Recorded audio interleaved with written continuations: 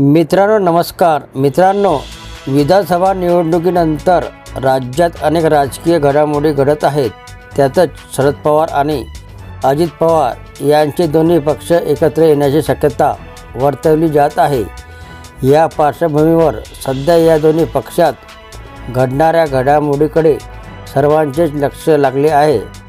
त्यात उपमुख्यमंत्री अजित पवार यांच्या भेटीला राष्ट्रवादी काँग्रेस शरद पवार पक्षाचे विधानसभेचे मुख्य प्रतोद रोहित पाटील आणि ज्येष्ठ नेते अनिल देशमुख यांचे चिरंजीव सलील देशमुख हे देखील भेटीसाठी दाखल झाले।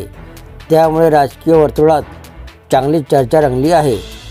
राष्ट्रवादी काँग्रेस शरद पवार पक्षाचे नेते शशिकांत शिंदे हे देखील 2 दिवसापूर्वीच उपमुख्यमंत्री अजित पवार यांच्या भेटीसाठी त्यांच्या निवासस्थानी दाखल झाले होते। मात्र आपली ही भेट राजकीय नसल्याचे त्यांनी म्हटले होते। त्यानंतर आता माजी मुख्यमंत्री आणि दिवंगत नेते आर पाटील यांचे चिरंजीव रोहित पाटील हे देखील उपमुख्यमंत्री अजित पवार यांच्या भेटीसाठी दाखल झाले।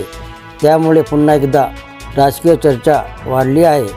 आपण आपल्या मतदारसंघातील कामाच्या अनुषंगाने उपमुख्यमंत्र्यांना भेटायला आलो असल्याची माहिती रोहित पाटील यांनी पत्रकारांशी बोलताना दिली। तसेच राष्ट्रवादी काँग्रेस शरद पवार पक्षाचे ज्येष्ठ नेते अनिल देशमुख यांचे चिरंजीव सलील देशमुख यांनी देखील अजित पवार यांची भेट घेतली। आपल्या मतदारसंघातील कामाच्या निमित्ताने आपण उपमुख्यमंत्र्यांशी भेट घेतली असल्याचे त्यांनी देखील पत्रकारांशी बोलताना सांगितले। मात्र काही दिवसापासून शरद पवार हे आकर फिरवतील का अशी चर्चा महाराष्ट्राच्या राजकीय वर्तुळात सुरू झाली आहे। तर हे होते मित्रांनो आपल्यासाठी महाराष्ट्रातल्या राजकारणाबद्दल छोटीशी माहिती। व्हिडिओ आवडला असेल तर चॅनलला सबस्क्राईब करायला विसरू नका। जय महाराष्ट्र मित्रांनो।